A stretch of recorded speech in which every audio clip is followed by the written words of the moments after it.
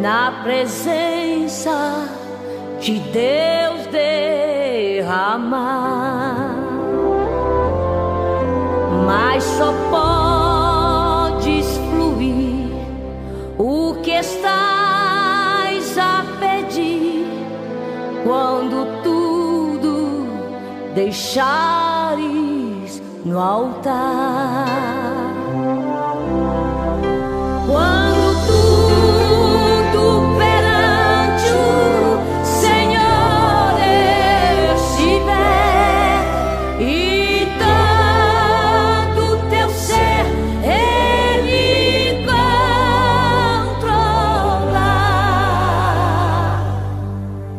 só então hás de ver que o Senhor tem poder quando tudo deixares no altar.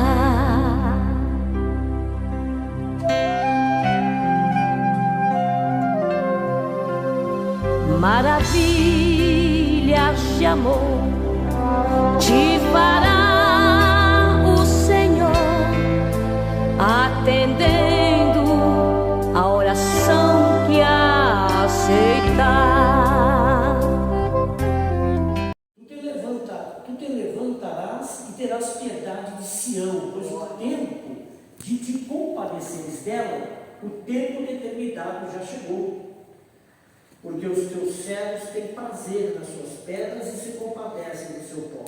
Então as nações temerão o teu nome, o meu nome, temerão o nome do Senhor, e todos os reis da terra a sua glória. Amém. Quando o Senhor edificar a Sião e na sua glória se manifestar, e atender a oração do desamparado, e não desprezar a sua oração, isto se escreverá para a geração futura, e o povo que se criar louvará ao Senhor. Porquanto olhará desde o alto do seu santuário, desde os céus, o Senhor que observou a terra, para ouvir o gemido dos presos, para soltar os sentenciados à morte, a fim de que se seja anunciado o nome do Senhor em Sião, e o seu louvor em Jerusalém. Quando os povos todos se congregarem, e os reinos para servir ao Senhor, abateu a minha força no caminho, abreviou os meus dias. Dizia ele: Deus meu, não me leves no meio dos meus dias, tu cujos anos alcançam todas as gerações. Amém. Desde a antiguidade fundaste a terra e os céus, são obra das tuas mãos.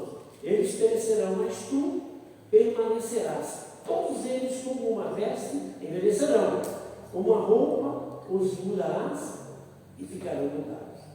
Mas tu és o mesmo, e os teus anos nunca terão fim. Versículo 28. E os filhos dos teus servos continuarão, e a sua descendência ficará firmada perante ti. Amém? Louvado seja o nome do Senhor. Graças a Deus aqui estamos mais uma quinta-feira para buscarmos ao Senhor nesse culto de ensinamento. Hoje o nosso pastor já está a posto. O irmão estará também nessa saudação da abertura e vamos louvar o Senhor. Amém? Amém.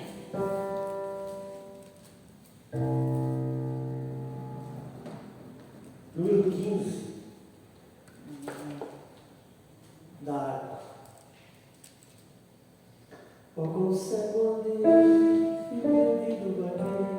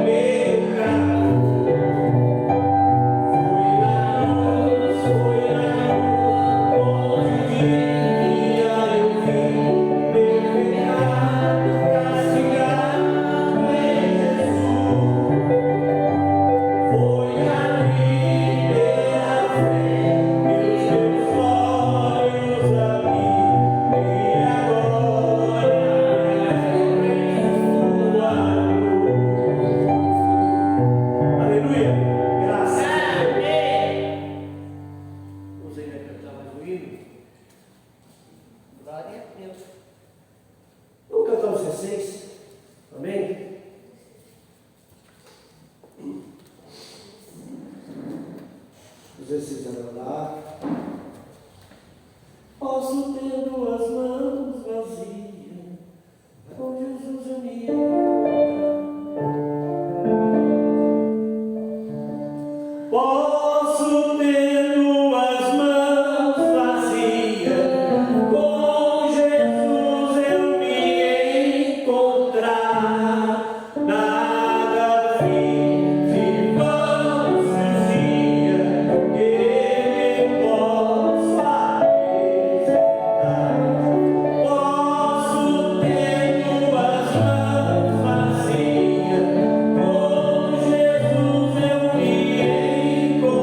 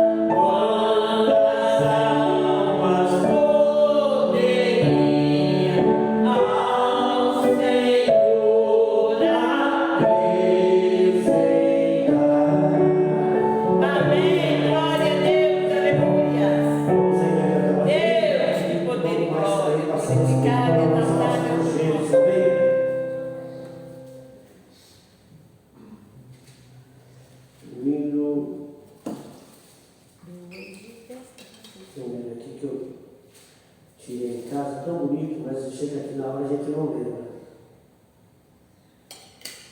169, vem? Vamos encerrar essa sequência de hinos com 169, longe do Senhor andar.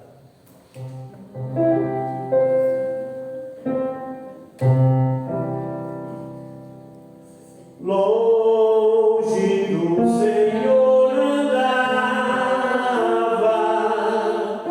no caminho que eu vou. Hoje não me encontrava, nem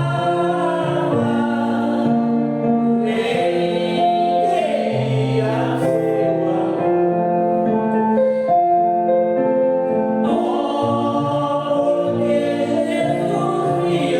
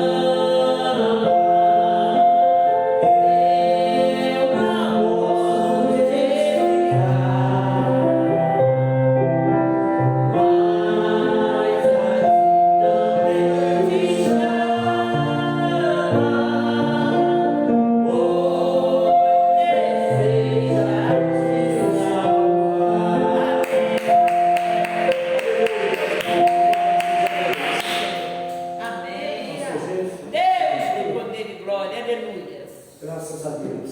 Glória, glória, glória a Deus. Um hino aí de uma pessoa que fala isso, né? E a gente não podemos explicar, né? Esse amor que Deus tem para conosco. Louvado seja Deus.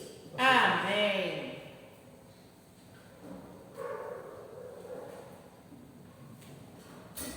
Pai do Senhor, irmãos. Amém. Vou deixar só 3 versículos do livro de Hebreus, está no capítulo 2, que diz assim: portanto, convém-nos atentar com mais diligência pelas coisas que já temos ouvido, para que em tempo algum nos desviemos delas. Porque se a palavra falada pelos anjos permaneceu firme, e toda transgressão e desobediência recebeu a justa retribuição, como escaparemos nós se não atentarmos para uma tão grande salvação, a qual, começando a ser anunciada pelo Senhor, foi depois confirmada pelos que o ouviram? Amém. A palavra de Deus, os seus ensinamentos. Este livro, com 66 livros, né? 39 no Antigo Testamento, 27 no Novo Testamento, tem os ensinamentos que nós precisamos para ter a nossa vida abençoada por Deus, não é? Porque o nosso Deus sempre esteve, sempre estará no controle de todas as coisas. E nós vamos acompanhando os acontecimentos aqui, só lendo a palavra de Deus, lendo, meditando, deixando o Espírito Santo falar conosco. E como está lá no Salmo 119, sente-se lâmpada para os meus pés é a tua palavra e luz para o meu caminho. No Antigo Testamento e no Novo Testamento está a palavra de Deus, não é isso? Tudo que antes foi escrito para o nosso ensino foi escrito, para que pela consolação das Escrituras tenhamos esperança. Amém. É a palavra Glória. que eu quero deixar. E vamos deixar mais tempo. Vamos assim, cantar o hino também? Glória a Cantar o Deus. hino. Nós estamos fazendo oração. Estaremos entrando isso tudo, né? Deus seja Salve louvado. o papai do Senhor. Amém. Eu estava conhecido, peço que ele me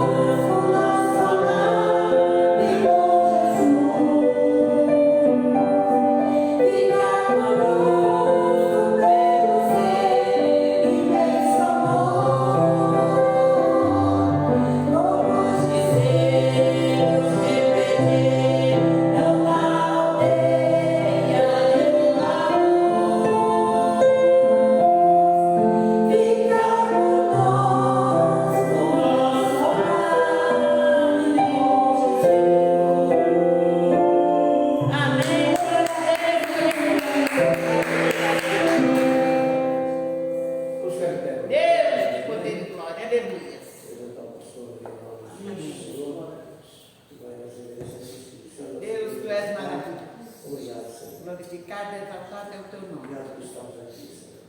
Obrigado por estarmos em pé. Obrigado porque o Senhor Sim, meu nos Pai. ajudou. O Senhor aqui nos Sim, meu sustentou, nos guiou, Senhor. Meu Deus amado, quantas coisas, ó Pai, acontecem. Mas, ó Pai amado, em meio a todas elas, ó Pai, temos sentido da Tua graça. Muito obrigado. Ó Deus, obrigado por essa noite. Obrigado, ó Deus, pela vida do Teu servo, do Teu ungido. Graças a Deus, está ótimo, ó Deus amado, aqui conosco. Graças a Deus. E agora Ele é um instrumento, Senhor. Espírito Santo de Deus. Que o Senhor possa, ó Deus amado, tomá-lo, ó Senhor bendito. Ó Deus amado, quanto a nós também, que nós possamos estar prontos a ouvir aquilo que o Senhor tem para conosco. Porque isso é importante para nós, ó Deus, porque não saímos da nossa casa, não saímos, Pai. Eu creio que saímos, ó Pai. Meu Deus, poderoso. E nessa fé, eu fico nessa fé, ó Deus amado, fica por teu servo, fica conosco. Te peço, te agradeço, ó Deus, em nome de Jesus. Amém. Antes, irmãos, Amém. quero agradecer aos irmãos que têm orado por mim.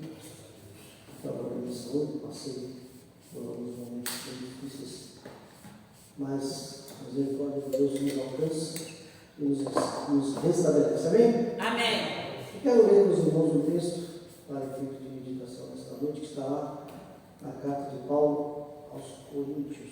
Nós temos, ao longo dessas semanas, feito estudo na carta aos Efésios, mas hoje especificamente eu me sinto inclinado e direcionado para nós meditarmos no texto que está aqui em Coríntios, capítulo 1 Coríntios, capítulo 15.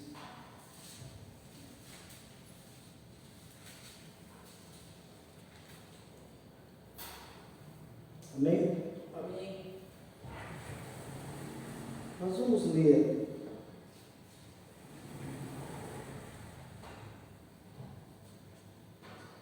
do versículo 1 até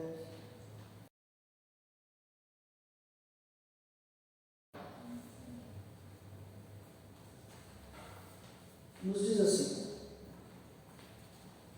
também vos notifico, irmãos, o Evangelho que já vos anunciei, o qual também recebestes e no qual permaneceis.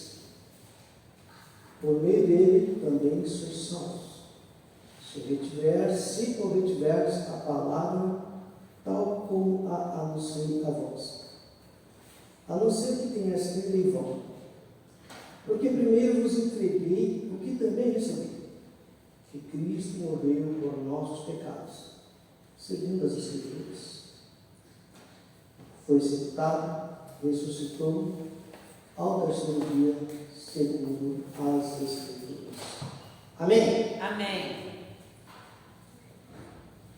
Eu senti de ministrar esta palavra, já estava no meu coração já de alguns dias, porque eu tenho ouvido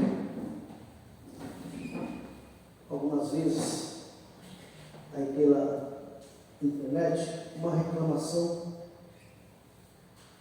que já está se tornando assim bem costumeira,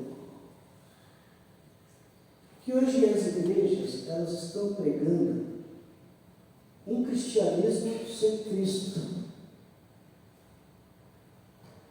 Parece um contrassenso, né? Você pregar o cristianismo sem Cristo. Que sentido faz você pregar um cristianismo sem Cristo, que é a figura central e principal do Evangelho? Você sempre fala assim: ô irmão Zé Carlos, terça-feira vou lá na sua casa fazer uma visita. Aí o Zé Carlos fala assim: ó, terça-feira eu não estou, porque tenho um compromisso já marcado, mas eu vou deixar a chave lá da casa com a minha filha lá. Você pode ir na minha casa, entra lá, fica à vontade. Faz algum sentido? Não. Eu visitar a casa dos irmãos Zé Carlos sem ele estar lá? né? Visitar a casa da Mônica sem alguém que está, vamos visitar a Marta, né? Vicentina, às vezes não tem sentido nenhum, né? Porque essa visita em si não tem a ver com a casa, tem a ver com tem a ver com a pessoa, né? Às vezes nós somos convidados para alguma festa, para casamento e tal, e tem aquela festa de casamento, por exemplo, é uma mão de obra para todo mundo, né? Para quem casa e para quem vai, né? Sim ou não? O deslocamento, e o transporte, e o tempo e tudo. E assim a gente vai, eu mesmo, eu até gosto de bolo, gosto de churrasco, mas eu não vou em festa por causa dessas coisas. Eu não vou em festa por causa de bolo, eu não vou em festa por causa de churrasco, eu vou lá por causa da pessoa. Isso se tiver uma boa consideração para com aquela pessoa, porque eu prezo muito meu tempo. Eu prezo muito. Então, assim, as coisas têm a ver com pessoas. Da mesma forma que o cristianismo tem a ver com Cristo. E pesa sobre nós, pesa sobre a igreja, a acusação de que nós estamos pregando um cristianismo sem Cristo. E eu quero entender que efeito que pode produzir na vida de uma pessoa uma mensagem sobre o Evangelho que não foca na pessoa de Cristo. O que é que vai gerar aquela fé salvífica no coração da pessoa se nós entregarmos um Evangelho que não tem a figura de Cristo? Interessante que, se nós começarmos aqui, destrincharmos o texto que nós lemos, versículo por versículo, capítulo 15, versículo 1 diz assim: também vos notifico. Evidentemente, Paulo ele está dando sequência a um determinado assunto, mas agora ele faz uma ponte entre um assunto e outro. Também vos notifico, irmãos, o Evangelho que já vos anunciei, o qual também recebestes e no qual permaneceis. O Evangelho, que são as boas novas, as boas notícias de salvação, conforme nós já falamos aqui algumas vezes. Mas, amém? Às vezes tem pessoas que elas evitam a questão do conhecimento, porque mais conhecimento, mais responsabilidade. Quanto mais a gente conhece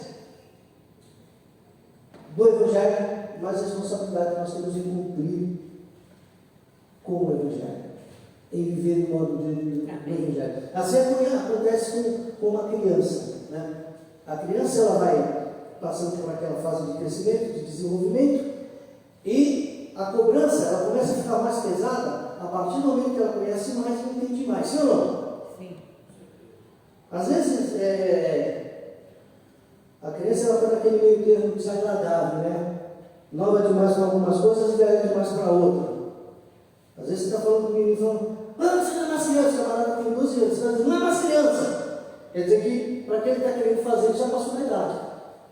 Mas quando ele quer fazer outra coisa, você ainda é criança. Então, à medida que ele vai crescendo, vai desenvolvendo, vai conhecendo, a responsabilidade aumenta, a pena aumenta e a culpa também aumenta e, por conseguinte, a punibilidade. Se eu errar, né? Nós temos aí, por exemplo, a questão da maioridade penal, né? Até determinada idade, dependendo do crime que se cometa ali, não tem aquela, não, só uma correção, puxou de orelha, vai ali, não vai para a cadeia. Nós temos criminosos com 12 anos, sim ou não? Sim. Não temos? Criminosos com 12 anos, 13 anos, 14 anos. E nessa época, parece que a lei é aquela lei de 1900 não sei quanto, onde a ciência era toda trabalhada lá atrás. A ciência de hoje, com a tecnologia que está aí, com a informação que está aí, pega uma criança de 7, 10, 12 anos aí. Já vi criança de 12 anos viciada em pornografia, porque tem acesso.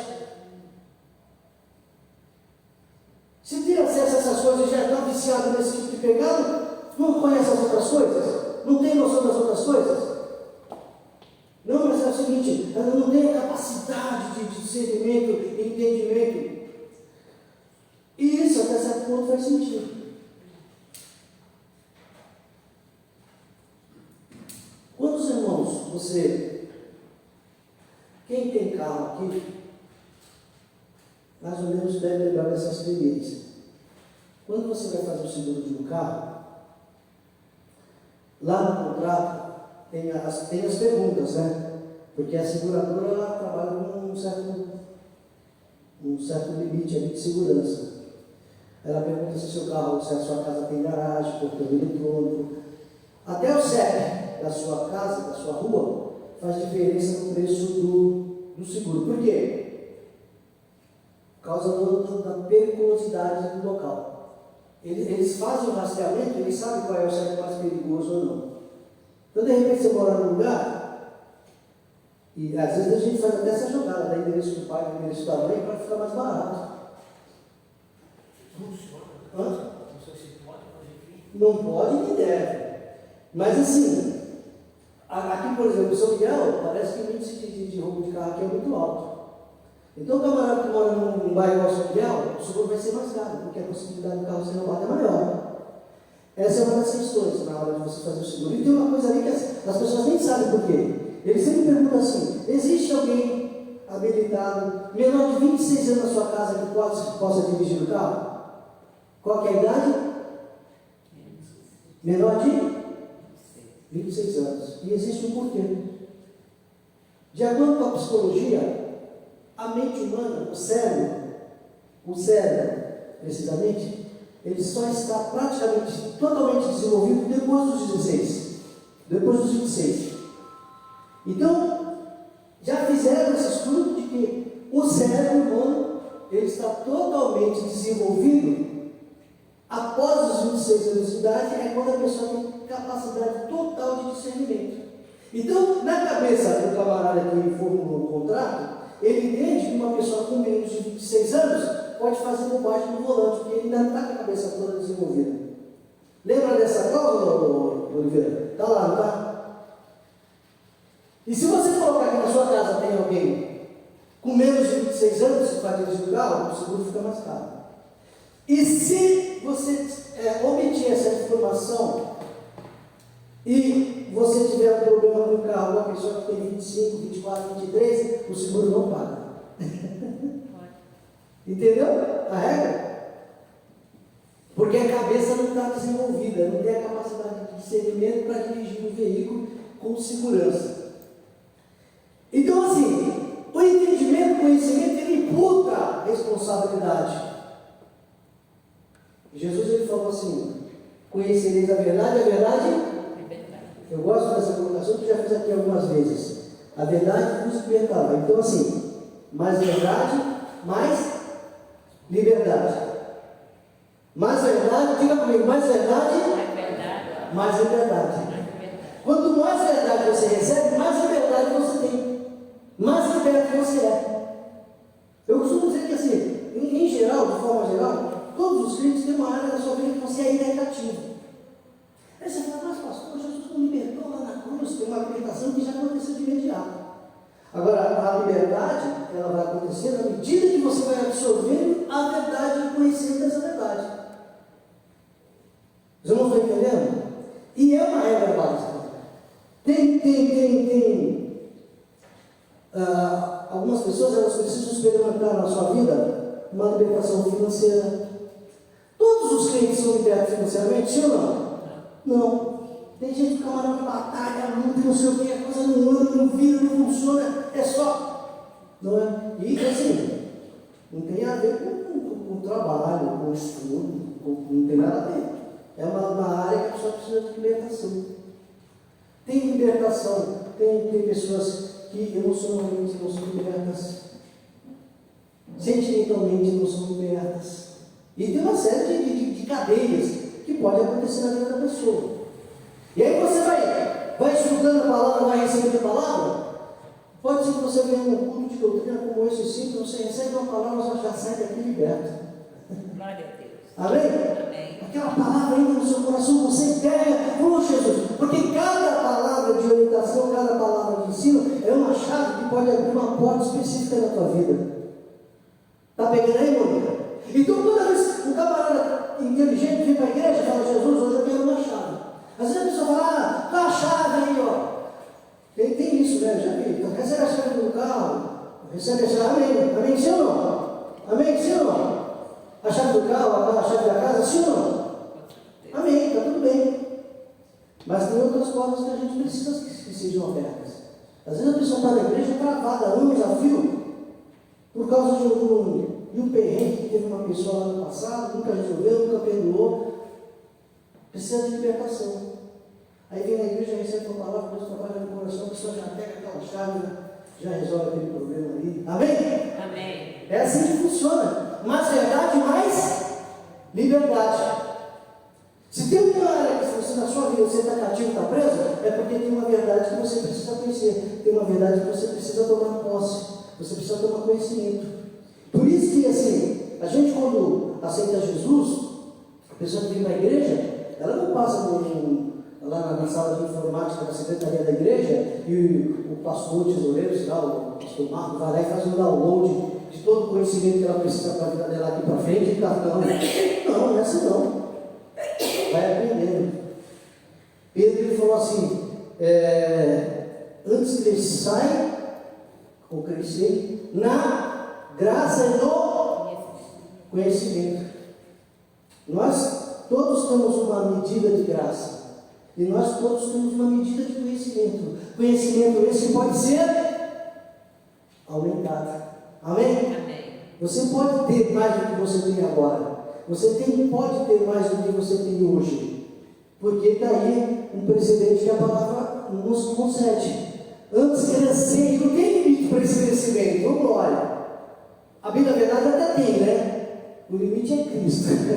A gente vai chegar ali nele. Mas assim, até você chegar em Cristo, você pode crescer constantemente. Antes crescei na graça e no conhecimento de Jesus Cristo. Então assim, mais verdade, mais liberdade. À medida que você lê, que você estuda, que você ouve, que você pega para você, e você aplica aquilo na sua vida, aí você vai crescer, vai crescer. A caminhada vai ficando mais fácil? Não. Talvez fique mais difícil, mas você está mais preparado, você está mais robusto. Não é? É como aquela pessoa que está preparada para pegar aquela corrida, faz aquela maratona. Tem gente que não consegue dar 3, 4 passos ali correndo para cima, já fica, não está igual tem preparo, mas tem aquela pessoa que está louca. O processo de resistência atmosférica que segura a pessoa que está preparada para correr é o mesmo processo que segura a pessoa que está quase morrendo. O princípio ali da gravidade que puxa um para baixo também puxa o outro. Só que tem um que está forte, está preparado, está robusto para dar aquela corrida e ainda continuar respirando. Agora tem outro que fica para morrer. Então assim, o conhecimento da verdade é você entender que o que tem aqui é para mim, o que tem aqui é para você, na integralidade. Não é você escolher aquilo que faz sentido ou aquilo que te apetece, é você receber. E Paulo fala algo aqui que é bastante pertinente. Versículo 2: por meio dele também sois salvos, se retiverdes a palavra tal como anunciei. Ele recebeu, né? A não ser que tenha escrito em vão. Porque primeiro vos entreguei o que também recebi. Lá no capítulo 11, ele usa essa mesma colocação. Porque eu vos entreguei aquilo que eu recebi. Nós fazemos essa leitura todos os meses aqui na Santa Ceia. Isso é muito importante. Porque Paulo ele não inventou o Evangelho. Ele não inventou essa doutrina, ele não inventou as bases, os fundamentos da igreja. Ele recebeu o glória. E recebeu de quê? Recebeu de quê? De Pedro? Não. De Tiago? Não. De João? Ele recebeu de quem? Porque eu recebi do... Irmão, coisa gloriosa quando uma pessoa prega aquele evangelho que ela recebeu do Senhor. E claro que quando eu digo assim, recebeu, eu não estou anulando aqui a pessoa de quem pregou para ela, né? Do porta-voz. Mas assim, é importante que nós, como porta-vozes e como quem tem a responsabilidade de anunciar o Evangelho, sejamos igual a esse microfone aqui. Vocês estão ouvindo a minha voz ou o microfone? E o microfone, o que ele faz aqui? Ele só é um instrumento, né? Que leva a voz, mas a voz não é dele, a voz é minha. Então nós somos o microfone de Deus para falar aos corações das pessoas, amém? Amém. Então a pessoa recebe esse Evangelho com graça, com unção, e ele fala assim: eu estou entregando, ou Paulo, nas palavras de Paulo, né? Eu entreguei o que eu recebi. Ele não está. E essa é uma das crises da nossa atualidade, né? As pessoas estão inventando, pastor gente. As pessoas estão inventando moda. É bem verdade que assim, parte do que Paulo trouxe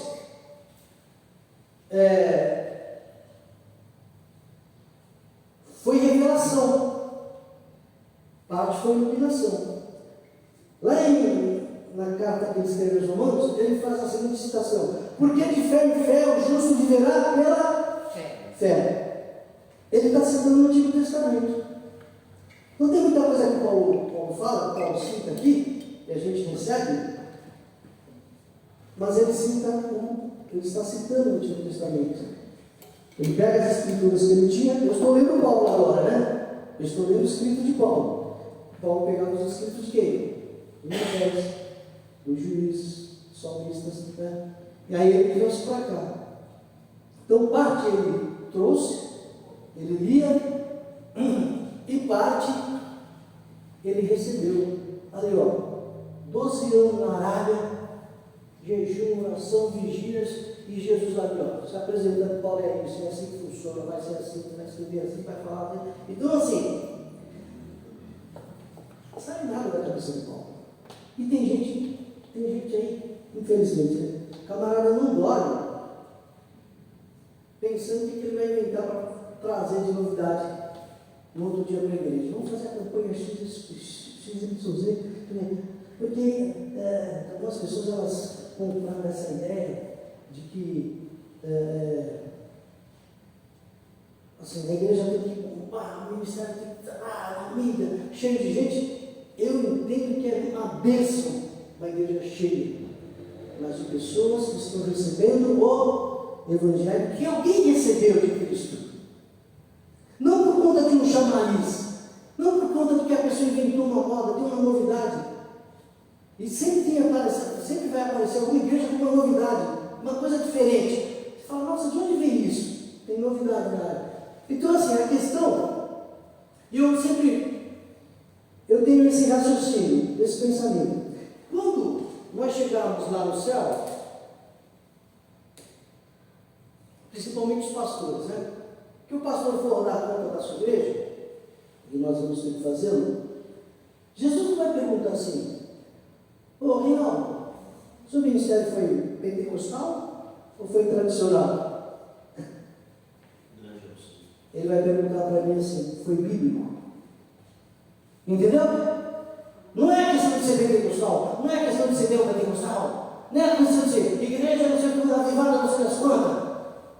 O que Jesus quer saber é se o ministério ele é bíblico, tem fundamento na palavra. Paulo fala assim: eu entreguei o que eu inventei, é isso? Não. Eu entreguei o que eu recebi. 1 Coríntios 14, 37. Um pouco antes, né? Se alguém julga ser profeta espiritual, reconheça que as coisas que eu vos escrevo são mandamentos do Senhor. Isso aqui é um texto clássico de Paulo, né?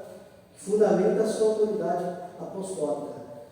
Se o que ele escreveu, o que saiu da pena dele, né? O que saiu da pena dele, são mandamentos do Senhor, presume-se que ele recebeu foi do Senhor que ele recebeu.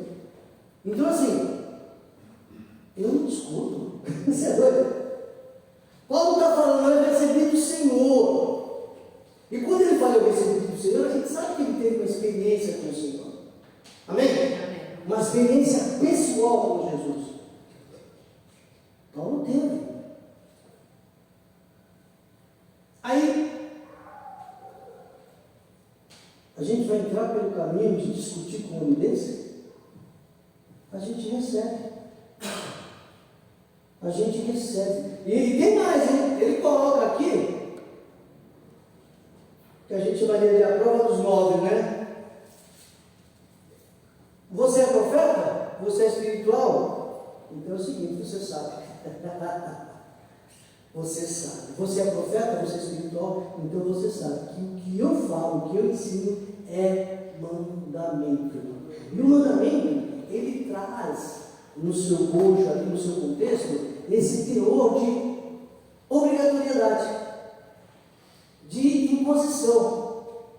Mandamento é para quê? Até o Davi sabe. Para que serve o mandamento, Davi?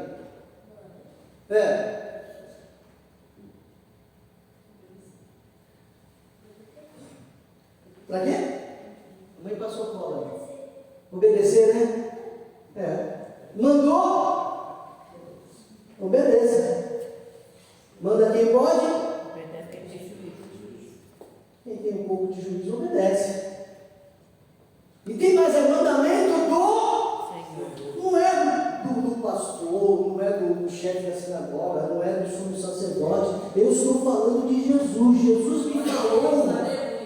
Jesus me disse, eu estou dizendo para você, faça as coisas que eu falo. Agora você é profeta, você é espiritual e você sabe que o negócio é de Deus.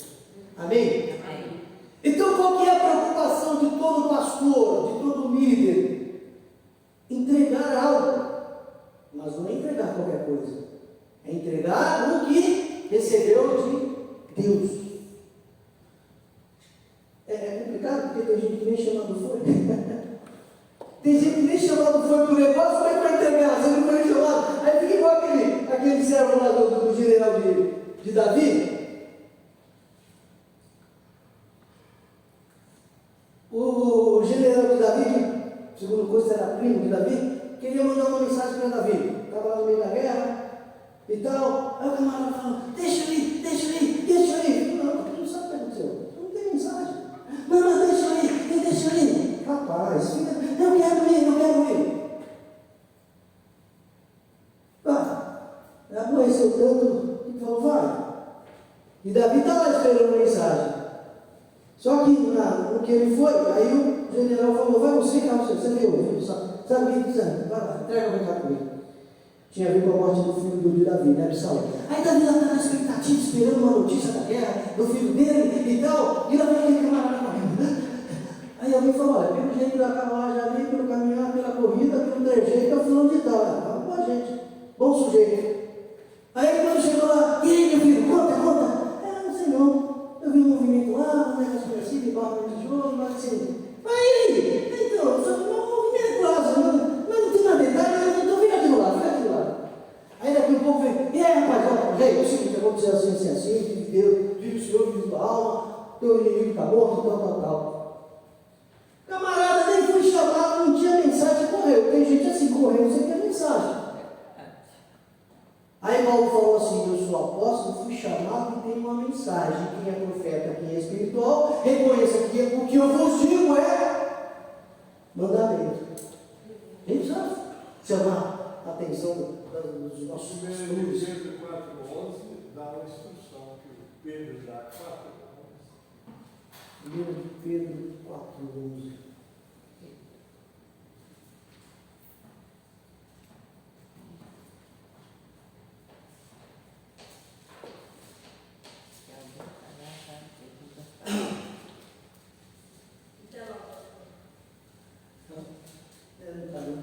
Se alguém falar segundo as palavras de Deus, se alguém administrar, que ministre segundo o poder que Deus dá, para que em tudo Deus seja glorificado por Jesus Cristo, a quem pertence agora e o poder para todo sempre. Amém.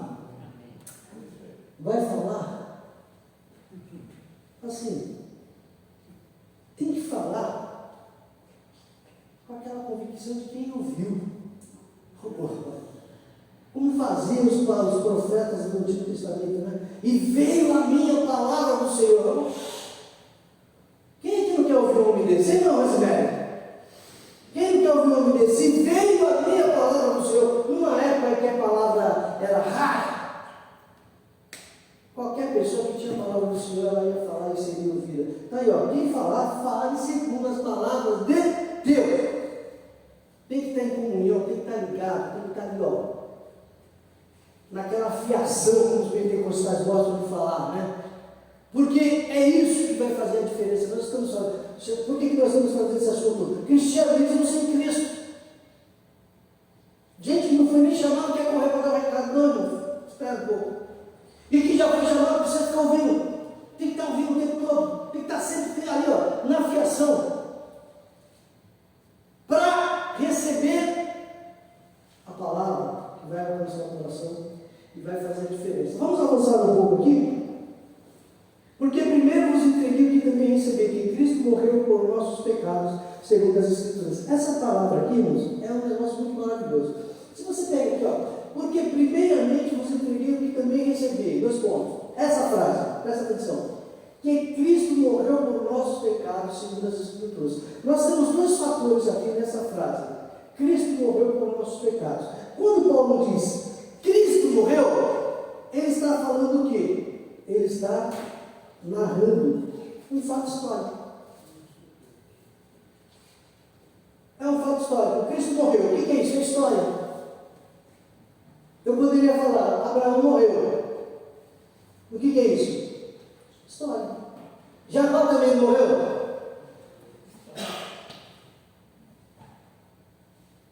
Outro dia eu estava pregando sobre Josué, está lá, Josué capítulo 1. Aí Deus fala com Josué: esse meu servo é morto e tal, agora tu vai, faz a obra, não sei o quê. Aí eu faço a segunda colocação. A Bíblia fala que Moisés está morto, mas tem outra pessoa que está morta que ela não disse. Quem é? Quem é? Josué. Sim ou não? Você está lendo mesmo e fala, Deus falando com Josué, o meu servo Moisés é morto. Mas e Josué? E Josué? Já morreu, irmãos. Está morto também. Então não está. Josué também está morto. Josué morreu, é história. Moisés morreu, é história. Paulo morreu, é história. Cristo morreu, é história. Mas quando diz assim, por nossos pecados, isso é evangelho. Ô glória. Cristo morreu, um fato histórico. Agora, quando complementa por nossos pecados, isso é evangelho. Ô glória. Porque eu pergunto para você assim: Abraão morreu, sim ou não? E daí? Moisés, e daí? Josué, e daí? Daqui a uns anos alguém vai dizer, pastor Reinaldo morreu, e daí? Morreu porque era homem, todo homem mortal. Abraão era mortal, Abraão morreu. Jesus era homem, na qualidade de homem mortal, mas você não tem esse complemento com ninguém. Você não tem esse complemento com ninguém. Abraão morreu, para morrer basta estar vivo. Morreu porque tinha que morrer. Agora, quando diz Cristo morreu, olha, isso é coisa tremenda. Me parece ser a única morte com um objetivo específico. Além da causalidade do fato de ser homem. É uma morte com um propósito. Cristo morreu por nossos pecados. Isso é evangelho. Oh glória. Cristo ele morre por nós. E o texto fala assim: Cristo morreu por nossos pecados segundo as Escrituras. Quando fala segundo as Escrituras, não necessariamente é de acordo com o que estava escrito, porque nem tinha essas Escrituras na época, mas de acordo com o roteiro que ele deveria seguir para a morte, de acordo com o que estava escrito, Isaías 53 e outros textos, né? Mas fala assim ainda: morreu, foi sepultado, ressuscitou ao terceiro dia, segundo as Escrituras. Tudo escrito, tudo profetizado. Oh, glória a Deus. Agora nós temos um Evangelho. Nós temos algo para dizer, sim ou não? Sim. Nós temos algo para falar. De um Cristo que morreu. Ah, mas morreu porque estava vivo. Ah, mas morreu porque era homem. Morreu, não porque. Morreu para quê? Cristo morreu para ou pelos pecadores. Amém? Esse Cristo que morreu, a Bíblia diz, ele foi enterrado. Depois de enterrado, ele ressuscitou. Uma vez ressuscitado, ele retorna. Oh, glória! E nós temos agora o Evangelho. Nós temos algo a dizer. Porque quando fala que Evangelho é boas novas, boas notícias. E o que está inserido no contexto dessas notícias? Que Cristo, coloca o texto novamente lá, Cristo morreu por nossos pecados. Oh, glória! Agora não dá para você pregar o Evangelho que não contém essa verdade. Isso é cristianismo com Cristo, ou Cristo, autor do cristianismo. A razão de ser do cristianismo é a pessoa de Cristo Jesus. Então, quando nós falamos, quando as pessoas cobram de nós, ou da igreja, dos pastores, dos pregadores, um cristianismo que está sendo pregado, mas não tem Cristo, é porque está faltando as implicações do cristianismo. Está faltando as verdades basilares desse cristianismo. Aquilo que a pessoa precisa saber para ela se posicionar.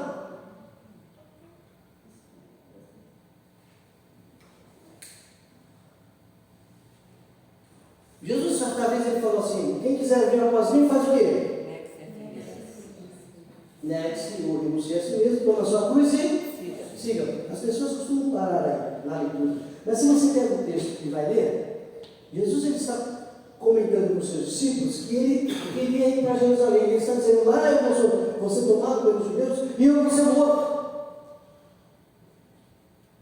E os discípulos começaram a bandear assim e tal. E aí foi aí que ele disse: ó, eu sou Jesus, eu estou falando para Mônica. Mônica, eu estou indo para Jerusalém. Lá eu vou ser tomado pelos discípulos, pelos judeus, e eu vou ser morto lá. E se você quiser ouvir após mim, e ele já está dizendo que ele vai morrer, né? Se quiser vir após mim, renuncie a si mesmo, toma a sua cruz e siga-me para onde? Para onde ele está indo? Para Jerusalém. Para quê? Para morrer. É esse evangelho que a gente prega, irmãos? É esse evangelho que a gente prega? Primeiro você tem que renunciar a si mesmo. Renunciar a si mesmo é deixar de renunciar a alguma coisa, é deixar de reconhecer aquela coisa como posição própria. Quando você renuncia a algo, você deixa de reconhecer que você é dono, você não tem mais direito. De repente está na sua posse, mas você não tem mais direito de dono. Então a sua vida não pertence mais a você. Porque as pessoas, você percebe, as pessoas elas vêm para a igreja, mas continuam a mesma vida, continuam fazendo a mesma coisa. Quem era de baile continua no baile, quem era de samba continua no samba. Então assim, não muda nada. Não tem mudança de vida, não tem transformação.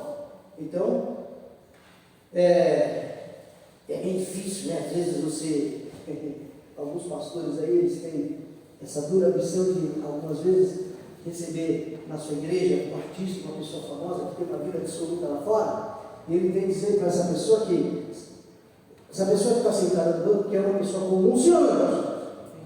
É uma pessoa comum, de carne e osso. Talvez a diferença esteja em alguma coisa, alguma característica específica que a pessoa tem, talvez dinheiro, talvez beleza, talvez cultura, talvez alguma coisa, mas é de carne e osso, tem uma alma em si, e se essa pessoa morrer sem Jesus, ela vai para onde? Vai dar logo. Aí tem que dizer isso na cara da pessoa, que se você morrer sem uma experiência de salvação em Cristo, você não vai morar no céu, você vai para o inferno, vai lugar de tormento. Aí ele vai dizer para essa pessoa que para ela seguir a Jesus, irmãos, ninguém é obrigado a seguir a Jesus. Ninguém é obrigado a seguir a Jesus. Na verdade, seguir a Jesus é um privilégio. E depois que você toma esse privilégio se torna um prazer.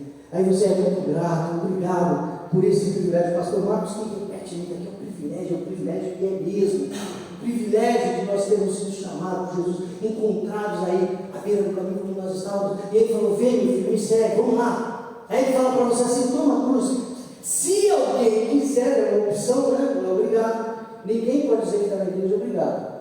Fora o obrigado, né? Vem para a igreja uma pedalada. Sim ou não? Não vem? Vem, tem que vir, né? Tem que acompanhar pai e mãe, mas chega uma hora que toma sua própria decisão. Se ele não quiser também, a porta está aberta para ele, para você vai embora. É assim que funciona.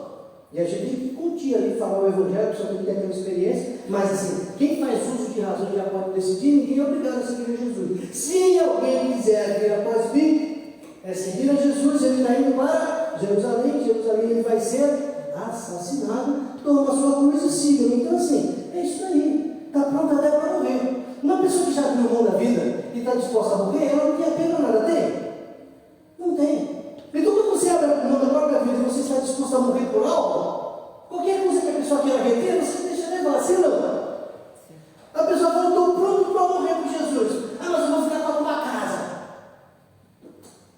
Eu vou ficar com a tua bicicleta. Uma vez uma pessoa chegou para mim e falou, eu tinha algumas guitarras lá em casa, umas 4 ou 5, sei lá. A pessoa falou assim, você não quer dar uma guitarra? Sei o que? Eu falei, não quero. Quero doar. Quando Jesus voltar, vai ficar tudo pro anticristo. Aí você, quando Jesus voltar, vai ficar a casa, a guitarra, a bicicleta, o palheiro, que eu dei bastante, fica aí no anticristo. E não interessa. Então a pessoa que ela renuncia a sua vida, não tem apego mais nada. Está pronto a morrer com Jesus? Então assim, e a Bíblia, sei lá, ela coloca essa coisa assim de uma maneira muito clara, né? Ela coloca essas coisas de maneira muito clara. Chega uma hora que o nosso desafio é o desapego, pastor Gênesis. O desafio é o desapego. Eu vejo isso em 2 pessoas, especificamente na Bíblia, e tem mais também. Tem mais pessoas. Uma é Jó. Ficou assim, já pregamos aqui outro dia.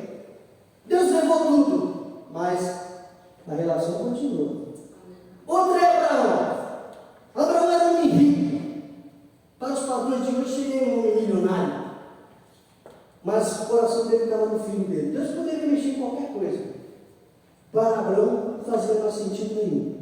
Mas o coração de Abraão estava no filho. Aí Deus fala, agora pega teu filho e vai lá e sacrifica. Deus estava brincando com Abraão, sim ou não? Não. A pessoa fala, é no teste. Deus mandou sacrificar. Agora, o que acontece é o seguinte, o ponto é esse, né? O quanto aquilo iria abalar a fé e o relacionamento de Abraão. E assim, a história de Abraão é um negócio muito impressionante, porque ele foi para fazer isso, sim ou não?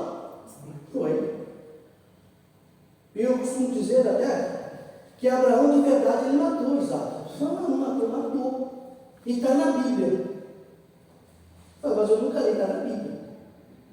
Quando você vai lá em Hebreus capítulo 11, fala que Abraão, ele sabia que das cinzas Deus poderia ressuscitar Isaac. Ou seja, Abraão matou Isaac no lugar onde mais importava, que foi no coração. Ele olhava para Isaac e estava olhando um e outro. Eu te amo, mas não está morto. Ele viu Isaac morto, ele viu Isaac queimado, ele viu as cinzas de Isaac. Mas ele falou, das cinzas, Deus vai levantar meu filho, porque a promessa foi com ele, foi com outro. Deus mandou matar para matar, mas Deus vai ressuscitar. E aí você pergunta, de onde ele tirou isso? Que fé é essa? Qual era a referência que ele tinha? É um negócio complicado. Sim ou não? Não é um negócio complicado? Deus só vai entregar o Davizinho. Aí você fala, não, tudo bem, depois Deus ressuscita, fica para. Fala, não, Jesus, não tem fé para isso. A gente é desse. Mas o grande desafio nosso é o desapego. E quando você desapega da própria vida por amor a Deus, as demais coisas elas vão com mais facilidades. Sim ou não? Muito bem. Seguir a Jesus é um privilégio, mas ele exige renúncia. Nenhuma religião do mundo exige mudança de vida de ninguém. O Evangelho é o único sistema que exige renúncia para seguir a Cristo. E não é uma questão só de mudanças de boas maneiras, né? Aquela coisa da etiqueta. Não! é no profundo, é no coração, é uma entrega absoluta. Jesus não aceita um terço do meu coração, metade do meu coração, 99% do meu coração, porque tudo foi Ele que fez. Então a gente pega e se entrega, diz, eu sou teu, pertenço a ti. Então a grande dificuldade nossa é nós começamos a perceber que tudo que nós temos é o Senhor. As demais coisas são bênçãos que Ele dá, que Ele concede e que Ele permite. E assim, eu gosto. Sim ou não? Sim ou não? Oliveira gosta da casa que tem? Da esposa? Dos filhos? Gosta muito, né? É porque Deus é bom, irmãos. Deus é gracioso. Amém? Amém. Essa é uma dos atributos de Deus mais assim, formidáveis, mais agradáveis que nós experimentamos. É a bondade do amor de Deus. Deus abençoa mesmo. Deus abençoa mesmo. Mas assim, Ele não aceita que a gente coloque a bênção no lugar dele. Tenho contra ti que deixaste o teu primeiro amor. E eu já ensinei aqui que o primeiro amor nada mais é do que o amor que está em primeiro lugar. Porque no número numeral primeiro, ele indica uma ordem, né? Primeiro, segundo, terceiro. Eu posso amar muitas coisas. Posso amar minha esposa e devo, posso amar minha casa, não tem problema nenhum. Posso amar minhas guitarras, não tem problema nenhum. Mas tudo isso vem lá, segundo, terceiro, quarto, quinto. Qual é o primeiro lugar? É de Deus. O primeiro amor não tem nada a ver com aquela fase inicial da vida cristã, isso é bobagem. Isso não é o primeiro amor. Isso aí, a alegria inicial não é o primeiro amor. O primeiro amor é aquele primeiro que está na onde? Tudo que você ama, Deus está. A única coisa que você e eu não podemos ficar é sem Deus. Porque as demais coisas, elas são tudo coisas agregadas que Deus pode levar, se quiser Ele pode dar outro, mas nosso relacionamento, nosso contato com Deus não pode. Agora, se nós vamos pregar um evangelho que vai dizer para a pessoa que assim, você tem que ter um processo de confissão, tem que ter um processo de arrependimento. As pessoas precisam saber o que é se arrepender. Tem muita gente na igreja que não sabe o que é arrependimento. Ela cometeu um crime lá fora, um pecado lá fora, não doeu ainda no coração dela.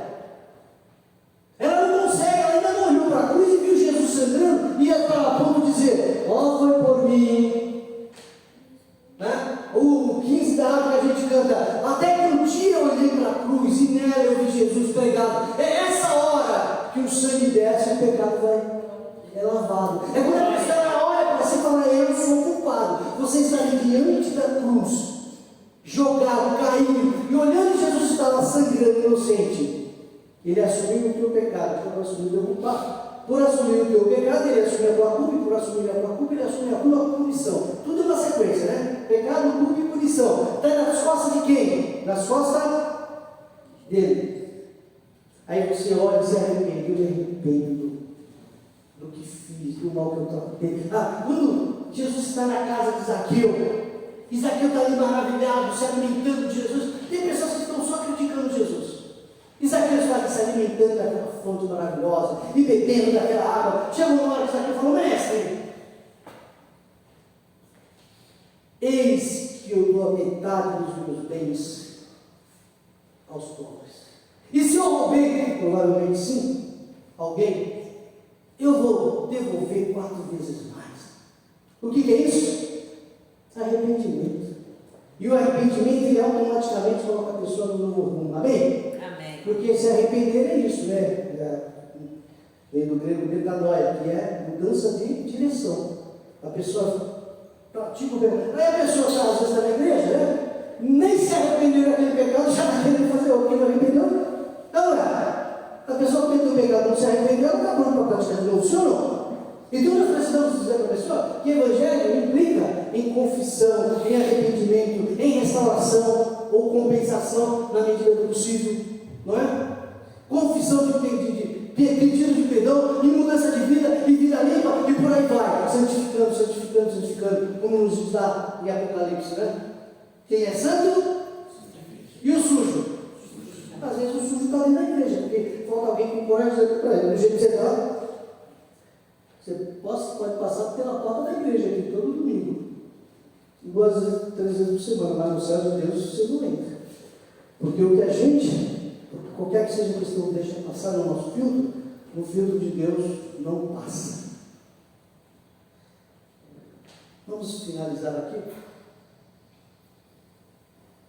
Porque primeiro vos entreguei o que também recebi, que Cristo morreu por nossos pecados, segundo as Escrituras, foi sepultado, ressuscitou ao terceiro dia, segundo as Escrituras. Isso é o Evangelho segundo as Escrituras.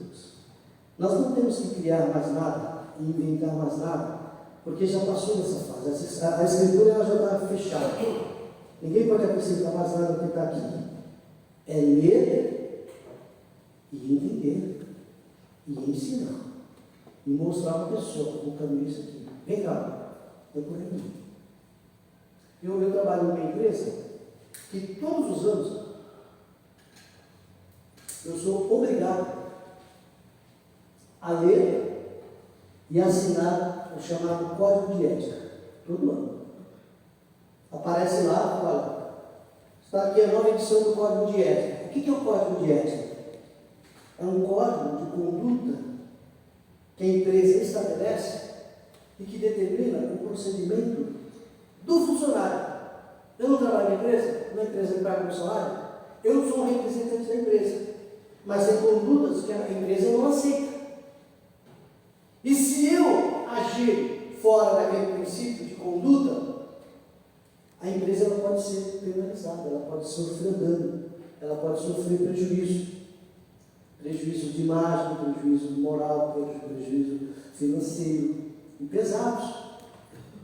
Então, ela faz questão de ler todo ano, o código de ética aparece lá, e se eu não confirmar, está lá no sistema, não consigo mais trabalhar, leia, dá confirma lá, uma assina, porque eu tenho responsabilidade com a empresa, eu sou um representante da empresa. Então, assim, nós temos um código de conduta que nos diz a maneira que nós temos que andar, amém? A maneira da gente proceder. Nós temos que passar pelo filtro das Escrituras, porque cristianismo tem a ver com a Bíblia, amém? Evangelho tem a ver com a Bíblia. Uma pessoa que se diz, e tem muita gente que se diz evangelho bem, mas a conduta não está de acordo aqui. E nós temos lido lá, estudado na carta de Paulo aos Efésios, né? Paulo nos orienta lá nessa carta: viveis de modo digno do Senhor, andai de acordo com o código de conduta que você já deu, que você concordou, que você basicamente ensinou. Porque quando a gente aceita Jesus, levanta a mão, vem para a igreja, né? Passa pelo batismo, significa que nós aceitamos o que está ali. E nós temos compromisso com isso daqui. Amém? O Evangelho sem Cristo não vai salvar ninguém. Pode encher igreja, pode lotar templos, mas não enche o céu. Porque o Evangelho o Evangelho onde Cristo é o centro, ele mostra as verdades da pessoa de Cristo, as exigências de Cristo. E assim, eu, na qualidade de ministro, só tenho que entregar. Eu não tenho que inventar, eu não tenho que adaptar para agradar quem está no banco, quem está aqui. É verdade que assim, né? A gente precisa, o Evangelho ele tem que ser pregado com amor, preferencialmente com lágrimas, amém? Mas tem que ser pregado da maneira que ele é. Não é florear, enfeitar, né? Não resolve. Por quê? Porque não transforma. Se não transformar, não salva. Aí a gente tem, é igual você vai num velório aí você tem um caixão bonito, né, de acordo com o dinheiro, um caixão mais bonito que o outro. Esse caixão maravilhoso, né? Mas você quer entrar nele? Você não? Nossa, que caixão lindo, eu queria ter um caixão desse. Você quer? Nossa, como foi bonito com essas flores, esse arranjo, meu Deus, que inveja. Você tem inveja? Não. Aí tem lá, um caixão muito maravilhoso. Aí o defunto, tem umas empresas que elas têm uns profissionais para trabalhar na imagem do defunto ali, né? Maquia, você fala, nossa, que maravilha, parece que está vivo. Não é assim, não? É. Mas resolve essa aparência, que beleza, bonita? Não. Aí Jesus ainda falou do sepulcro caiado, porque depois que vai para dentro do sepulcro, fica pior ainda, né? Falou, o sepulcro caiado, por dentro está até bacaninha, mas por dentro, por fora está bacaninha, mas por dentro, podridão. Então assim, evangelho sem Cristo não salva.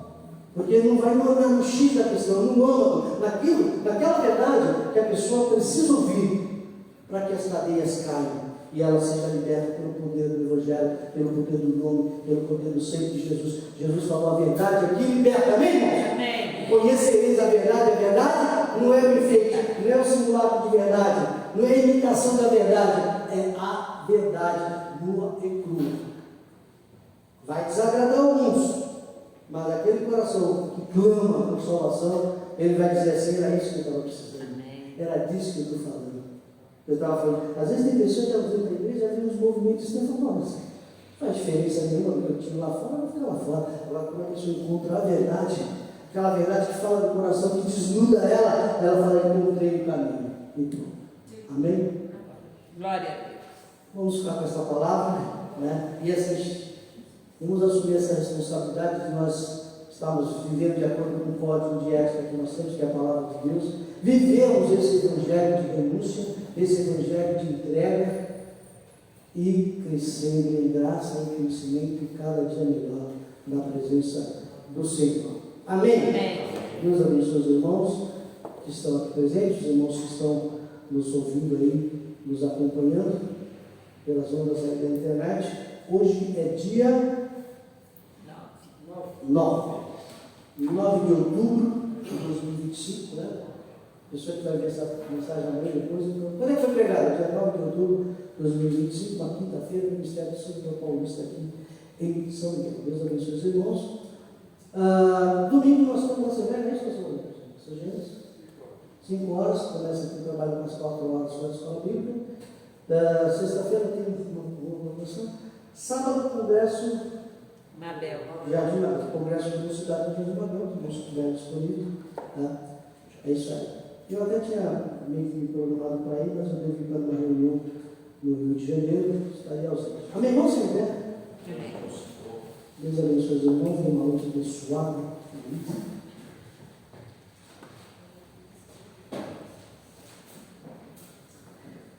Alguém precisa de uma oração especial? Amém? Todos nós, né? Senhor, nós te agradecemos por esses minutos preciosos da tua casa, pelo estudo, pelo ensino da palavra, conceda-nos pela graça do Espírito Santo, retenhamos, ó Deus, esta verdade, forte-nos o compartilhar, Senhor, destas chaves de vitória na vida de cada um de nós. Entra com tua graça, Senhor, trabalhando nessa semente que foi lançada nesta noite para que ela produza no coração desse crente que nos ouve aqui, ali, lá.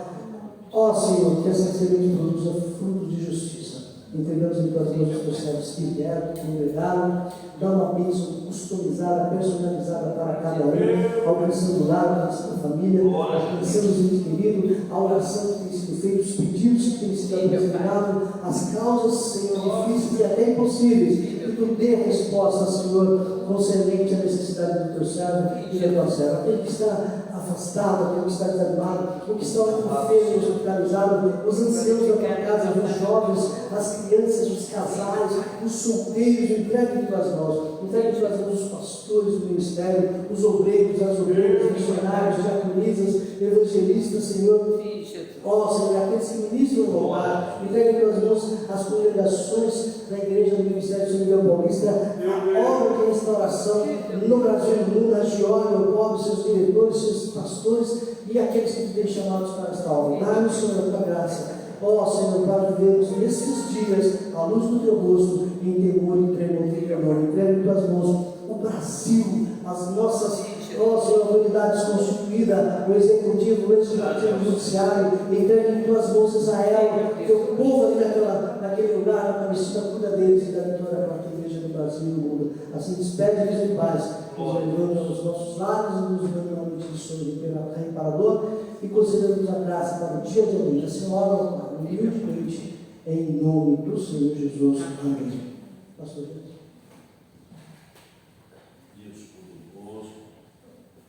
A graça do Senhor Jesus, o amor de Deus, nosso Pai, a comunhão e as consolações do Espírito Santo, seja conosco e com todo o povo de Deus que está na terra. Ele que acredita, diga. Amém.